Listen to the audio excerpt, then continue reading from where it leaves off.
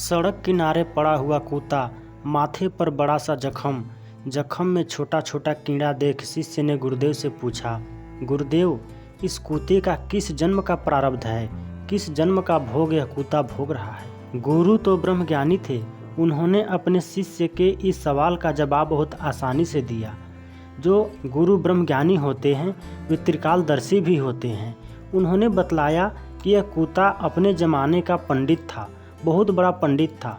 धीरे धीरे इन्होंने अपना शिष्य बनाना शुरू कर दिया और कनफुकवा गुरु बन गए। लोगों को कानों में मंत्र देना शुरू कर गए और एक गुरु बन गए। अपने शिष्य को भवसागर पार कराने की बात भी करने लगे कि मैं तुम्हें भवसागर पार करा दूंगा। दक्षिणा भी लेना इन्होंने शुरू कर दिया। धीरे धीरे इन गुरु का समय आने पर शरीर छूट गया। धीरे धीरे समय बढ़ते गया और सारे जो इनके शिष्य थे, बहुत सारे शिष्य हो गए थे। इनके शिष्य का भी शरीर छूट गया। शरीर छूटने के बाद दोबारा जन्म में यह जो कुत्ता है वह कनफुकवा गुरु है और इसके माथे पर जो कीड़ा लगे हुए हैं जख्म में, वे सब इनके चेले हैं। इनके चेले बोल रहे हैं कि गुरु अब कहाँ, पार कर दीजिए, पार कर दीजिए। और यह कुत्ता जो बिलख रहा है, तड़प रहा है, यह बोल रहा है कि अब कैसे, हमारे बस की बात नहीं है।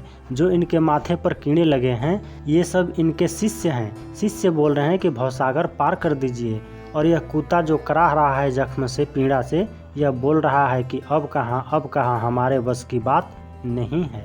तो जीवन में गुरु करना बहुत ज़रूरी है। बिना गुरु का जीवन नहीं चलता। तो जब भी गुरु करें तो ब्रह्मनिष्ठ गुरु करें। उनके पास मन का ज्ञान होना चाहिए। मन को बाहर में कहाँ रोके, अंदर में कहाँ रोके, अंदर में कहाँ लय करे, मन कहाँ से उत्पन्न होता है और कहाँ जाकर शांत हो जाता है, मन की सारी ज्ञान उनके पास होना चाहिए। भगवान श्री कृष्ण जी ने अर्जुन को आत्म साक्षात कराने के लिए मन का ज्ञान बतलाया था, क्योंकि ब्रह्मज्ञानी गुरु थे और ब्रह्मज्ञानी गुरु हमेशा सत्य की बात करते हैं, अपने शिष्य को सही रास्ता दिखाते हैं।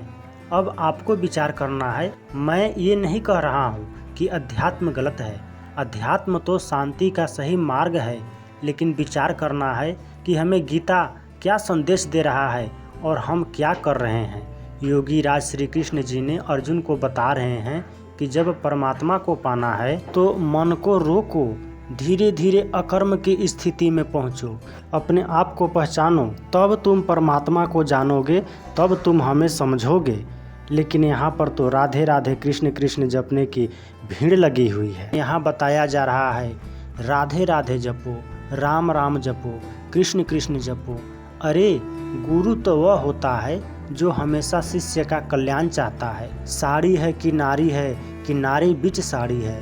कौरव और पांडव देखते रह गए और ब्रह्मनिष्ठ गुरु अपने शिष्य का लाज रख लिए। गुरु तो ऐसा होता है।